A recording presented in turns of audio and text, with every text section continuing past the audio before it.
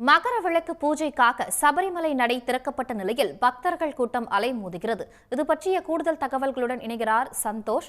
சந்தோஷ், மக்களுடைய வருகை அங்கு எப்படி இருக்கிறது? விவரங்கள்.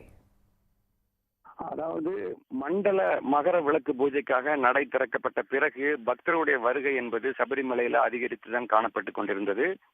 இந்த நிலையில உலகம் முழுவதும் ஐயப்ப பக்தர்கள் காத்திருந்த இந்த மகர விளக்கு பூஜையானது வருகிற 14ஆம் தேதி மாலை நடைபெற இருக்கிறது. இதைத் தொடர்ந்து பொன்னம்பலமேட்டில் மகர ஜோதியும் தெரிய இருக்கிறது. இதை காண்பதற்காக பல லட்சக்கணக்கான பக்தர்கள் சபரிமலைக்கு தினம்தோறும் வந்து கொண்டிருக்கிறார்கள்.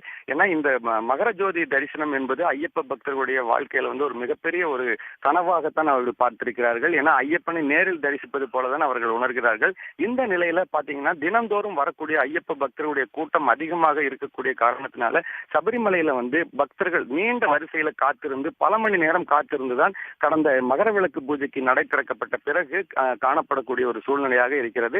தொடர்ந்து இன்றைக்கும் பாத்தீங்கன்னா பக்தர்களுடைய வருகை என்பது அதிகரித்து காணப்பட்ட காரணத்தினால பல மணி நேரம் பக்தர்கள் காத்திருந்து சுவாமி தரிசனம் செய்து வருகிறார்கள். இதற்கிடையே பாத்தீங்கன்னா இந்த பெரிய நடைபந்தல் அமைந்திருக்கக்கூடிய பகுதியில் நீண்ட வரிசையில பல மணி நேரம் பக்தர்கள் காத்திருந்து தரிசனம் செய்யக்கூடிய நிலையில முதியவர்களும் உடல் ஊனமுற்றோரும் சற்று சிரமப்படுகிறார்கள். அவர்களுக்கென்று ஒரு தனி வரிசையை ஏற்படுத்தி அவர்களுக்கு வரக்கூடிய நாட்கள்ல சுவாமி தரிசனம் செய்ய வழிவகை செய்ய வேண்டும் என்ற ஒரு கோரிக்கையும் பக்தர்கள் எழுப்பியிருக்கிறார்கள். தொடர்ந்து ஐயப்ப பக்தருடைய வருகை அதிகரித்து காணக்கூடிய காரணத்தினால பல மணி நேரம் பக்தர்கள் காத்திருந்து சுவாமி தரிசனம் செய்யக்கூடிய நிலைதான் சபரிமலையில தற்பொழுது காணப்படுகிறது.